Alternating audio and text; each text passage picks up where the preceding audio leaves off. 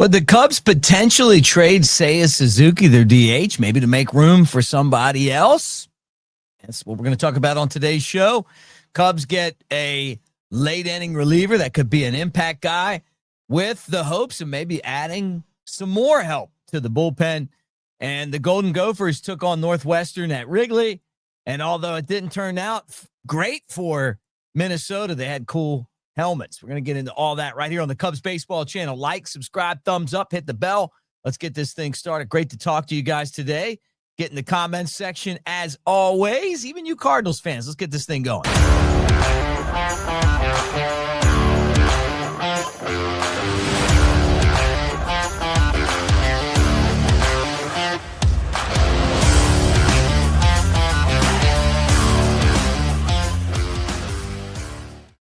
Hey everybody, Mick Gillespie. Great to talk to you guys today. AveD is our Web3 home. You know, I tell you that every day, and I hope you guys hit that QR code right there and be a part of it. Pick games, win cash prizes, win swag. Get in the comments section here. Tell me what you think about it, and let's get this show started. I know a lot of you guys are like, well, I'm a Bears fan, I'm a Packers fan, I'm a Colts fan. We'll put all those guys in there as well. But we're all Cubs fans here, except for our friends from St. Louis. But hey, good to have all of you guys here today for the show. We're not even going to talk smack about you Cardinals. We're glad you're here. All right, let's get into what the latest on the Cubs could potentially be. A lot of buzz right now, again this offseason, that the Cubs may potentially trade Seiya Suzuki. This is something that we got into last year. It felt like it was a possibility. He's got a no-trade clause. But from reports, it sounds like, if he got the right deal, he would potentially waive that no trade clause, probably to go to the Dodgers, right? I mean, that was kind of where the buzz was last year. Would he potentially do that to leave the Cubs to go somewhere else, maybe to join the World Series champions? I don't know. But what I do know is that he does have a no trade clause, and that there are reports that the Cubs would potentially trade him to make some room on the roster. This came last year, and obviously it didn't happen. I think he had a pretty good season, right? I mean, like, hit 245. He had 32 home runs, had 103 runs batted in, got cold, and then again he got hot in the postseason. He was the Cubs' best postseason hitter to me. I mean, the guy was just out there swatting the ball all over the place. So is this one of those things where the Cubs are going, okay, well, we're not going to have Tucker. Maybe we sign Kyle Schwarber. All of us kind of hoping that happens. And if that happened, you would need to open up the DH spot. When you look at the roster, if you got rid of him, well, what do you have? Well, you got Owen Casey and Moises Ballesteros that you feel really good about. You want to go out, and I want to go out and get Schwarbs to join this team, give you that big time punch. Even if you didn't have Schwarbs, you'd still open up a spot for Ballesteros and Owen Casey, who, in my criticism, and I said it often during the season, I thought they should be in the lineup a lot more. But then again, you're giving up a big time, producer that proved that in the postseason he can be a difference maker. So we'll keep an eye on that. Who would the Cubs sign if they didn't have him, or would they just, try to pocket the money and then add to the roster in some other capacity? And we talked about it on a show yesterday. Cubs are reportedly in the mix again for Alex Bregman. They wanted him last year. If you're not going to have Kyle Tucker, it would be great to have a producer over at third base. I think you could move Shaw around into a utility role where he could still be an impact player on the team, just not a starting third baseman, although I thought his defense was good. I thought he did a nice job of taking walks, but he's not an impact guy yet, right? And then, you add Bregman, and I think Bregman kind of fills that void that you're going to have when you don't re-sign Tucker or whatever it is, right? Or sign Tucker. I mean, you traded for him, so you never really signed him in the first place, right? So would you be willing to do that? And I see the reports, and I'm like, yeah, I mean, they would, right? And I think that the reports are probably true. If he felt like he was going to a spot that he wanted to be in, he would waive that. And I think everybody would be happy. Now, if he comes back, no problems there either, because I think all of us appreciate what Seiya brings to the table. So it's something to keep an eye on. A lot of us are really hoping that the Cubs make a huge move and sign Kyle Schwarber and then make it work, right? Because you need somebody that's going to be able to plug into the spot in the lineup where you're getting production. I don't know if I'd make him my leadoff guy, but I'd love to have him batting fourth or fifth every day, just old school me. And I would love to have a guy from the 2016 World Series team who is one of the best players in baseball to be the face of the franchise. And I would love to have somebody that knows what it takes to win in Chicago be a part of the Cubs. I don't know that I'm alone saying that. I got a feeling a lot of you guys kind of are in the same camp as me. So we'll keep an eye on this. Nothing definitive right now, but there's enough buzz out there to talk about it. And we saw last offseason, we felt like, I did, there was a sense of urgency, and it paid off for the Cubs. That sense of urgency got Tucker. You gave up Cam Smith. It's going to hurt. You don't have him anymore. You got to find that void so that we're all not sitting around going, okay, we just traded a guy who is going to be an everyday player for another team. We need an impact bat. We're not going to pay the $400 million for Tucker. Maybe we do, but I don't think that's going to happen. So what are we going to do here to fill this void? And it's Suzuki. And I don't think any of us are really comfortable with him defensively. I don't think he's terrible, but he's not the Gold Glover we thought was coming over from Japan. Now, I thought he did a very good job when Tucker was hurt playing right field in the postseason. But you know what? If they look at it and go, he had a very productive year, but we don't feel like he projects to be the same guy. You want to sell someone when their value is at its highest, and that may be what we're kind of hearing right now. But with the no trade clause, it does limit the teams who would potentially be able to get him. With that said, you make that work, right? If that's the deal you want to make. Now, the Cubs have reportedly signed right-hander Phil Maton. Now, what does that mean to the Cubs? Well, it means that they get a guy, Maton, who is a late-inning reliever. I can remember the right-hander pitching for the Yankees. He's reliable. It's a multi-year deal, so you get a couple of seasons with him. There's a lot of openings for the Cubs in that bullpen. You and I and everyone else knows that you win in the postseason thanks to the bullpen.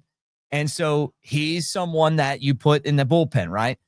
Daniel Palencia is already there. You're going to re-sign Brad Keller? Well, we all certainly hope so. And do the Cubs go out and try to make a deal to add to that? And there's two names that kind of pop up on that list. Devin Williams, who Craig Counsell knows from his days in Milwaukee, dominant, right? Free agent. And then the name that keeps popping up, and it was even popping up in trade talks, or at least we heard rumors of it, and that's Pete Fairbanks. I think that this would be a deal that's not going to affect that at all. And I mean, for the Cubs, like, go out and get that guy, Ryan Helsley, anybody that you can get who is able to go and get those outs when the game's on the line would be fantastic. Now, what about all-star closer Edwin Diaz? Would you like the trumpets at Wrigley? I certainly would, but he is projected to get $100 million in his contract. I don't know that the Cubs are going to feel comfortable with that. The bullpen spots to a lot of front offices aren't worth the money that you would pay for someone like that. You try to develop those guys and then, look for under the radar moves. And the Cubs were, fantastic at that last year. Keller was one of those guys. How about Drew Pomerantz? Who would have thought that Pomerantz would have been as crucial as he turned out to be? It was a minor leaguer when the Cubs got him. How about Caleb Thielbar? Turned out to have a spectacular season. So There's other guys who the Cubs may, target in that spot, but adding Maton shows you that, yeah, they said, and Jed Hoyer mentioned it when he kind of did his end of the season press conference, off season press conference. So we're going to add pitching. And so they have done that. So we're keeping an eye on exactly what the Cubs are going to direct as far as the bullpen goes. You feel pretty good about the rotation. I mean, I didn't expect Seiya Suzuki to accept a qualifying offer, but I told you guys I'm glad he did. Doesn't mean that you still can't go out and sign Dylan Cease, Michael King. Doesn't mean that you can't make a trade for Edwin Cabrera. I mean, I think that they need to do that, and I hope they do. But the more and the better dominant arms you have in that bullpen, the better off you're going to be. I still think that starting pitching is the most important thing that you have. But, I mean, we saw last year when the bullpen was good, the Cubs won. When the bullpen wasn't good, the Cubs didn't win. And I think every team in baseball kind of has that same vibe on things. So as we roll on, hey, add one guy to it. We'll see what happens. We saw with the minor leaguers who they put on the 40-man roster. Cubs still have a ton of spots on the 40-man, and I'm expecting them to continue to make moves. I think there's some big moves that are going to be made. I'm looking at the trade deadline last year, talk to people, and it felt like the Cubs were on the verge of making a real splash, but they obviously didn't feel like they were going to get the bang for the buck as far as the guys they were going to have to give up to get what they wanted. And so they didn't really make those type of moves. Now, this is the time of year where you make those kind of deals. And they got some chips with Ballesteros. I hope they don't trade Owen Casey.